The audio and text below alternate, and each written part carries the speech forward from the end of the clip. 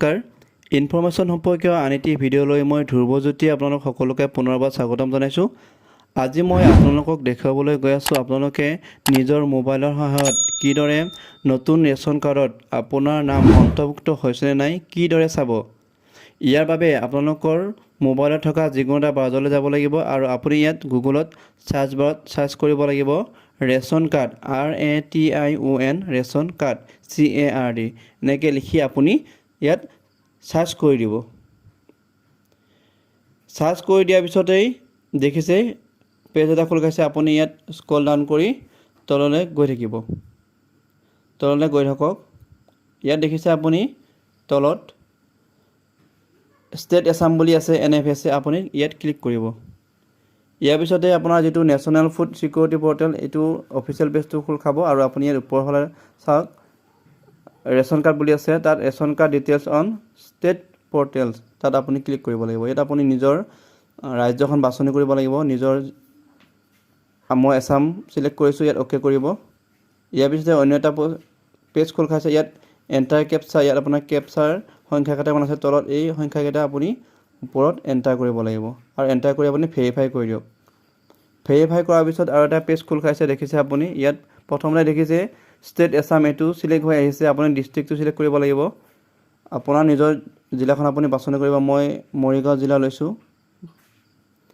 ইয়াৰ পিছতেই আপুনি লিখিব লাগিব DFSO দেখিছে বাওঁফালে আছে ইয়াত আপুনি মৰিগাঁও ডিস্ট্ৰিক্ট দিব লাগিব। ইয়াৰ পিছতে আপুনি সোঁফালে চাওক TFSO ইয়াতো আপুনি মৰিগাঁও দিব লাগিব। ইয়াৰ পিছত আপুনি চাওক স্কিমটো আপুনি সিলেক্ট অল দিব। ইয়াৰ পিছতে আপুনি FPS মানে হ'ল আপোনাৰ বাওঁফালে দেখিছে FPS বুলি আছে। আপুনি যিখন ৰিটেইলাৰ দোকানৰ পৰা বস্তু সংগ্ৰহ কৰে বা আপোনাৰ সুলভ মূল্যৰ দোকানীজনৰ নাম আপুনি ইয়াত সিলেক্ট কৰিব লাগিব। ইয়াত আপুনি এফালৰ পৰা চাই যাওক আপুনি যিখন দোকানৰ পৰা সুলভ মূল্যৰ বস্তু পায় তেখেতৰ নামটো থাকিব লগতে তেখেতৰ এটা কোড নম্বৰ আছে। আপুনি এই দুটা ইয়াত বিচাৰিব লাগিব। নামৰ পিছতে কোড নম্বৰটো পাব আপুনি তেখেতৰ নামৰ লগত কোড নম্বৰ এটা আছে। গতিকে আপুনি ইয়াত বিচাৰি চাওক আপোনাৰ সুলভ মূল্যৰ দোকানীজনৰ নাম। ইয়াত গোটেই মৰিগাঁও ডিস্ট্ৰিক্টখনৰ আছে আটাইখিনি আছে। গতিকে অকণ সময় লাগিব বিচাৰোঁতে। দেখিছে মই পাই গ'লোঁ এইটো হৈ গ'ল সিলেক্ট কৰিছোঁ মই। ইয়াৰ পিছতে আপুনি কৰিব লাগিব ছৰ্টিং। ইয়াত আপুনি ration card wise member wise কৰিব লাগিব। ইয়াৰ পিছতে আপুনি দেখিছে ষ্টেটাছ ইয়াত আপুনি সিলেক্ট অল কৰি দিব। সিলেক্ট অল কৰাৰ পিছত আপুনি দেখিছে এইফালে RC ষ্টেটাছ ইয়াত আপুনি অল কৰিব। ইয়াৰ পিছত আপুনি দেখিছে সোঁফালে আছে ৰিপৰ্ট নেম ইয়াত FPS wise RC and member details ইয়াত আপুনি সিলেক্ট কৰিব। সিলেক্ট কৰাৰ পিছত আপুনি দেখিছে সোঁফালে ওপৰতে আছে ভিউ ৰিপৰ্ট আপুনি ইয়াত ক্লিক কৰিব।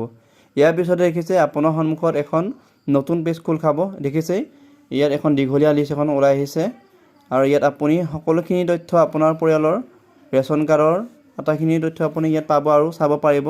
ইয়াত দেখিছে ওপৰতে আছে পোনপ্ৰথমে আছে আপোনাৰ জিলাখনৰ নাম DFSO তাৰপিছত TFSO স্কিম দেখিছে ইয়াত আপুনি প্ৰথমতে আছে CL নম্বৰ তাৰপিছতে আছে ৰেচন কাৰ্ড নম্বৰ তাৰপিছত দেখিছে আপুনি ষ্টেটাছ তাৰপিছত ফেমিলি হেড মানে যিজনৰ নামত ৰেচন কাৰ্ড আছে তেখেতৰ নাম MS নম্বৰ মানে মেম্বাৰ CL নম্বৰ।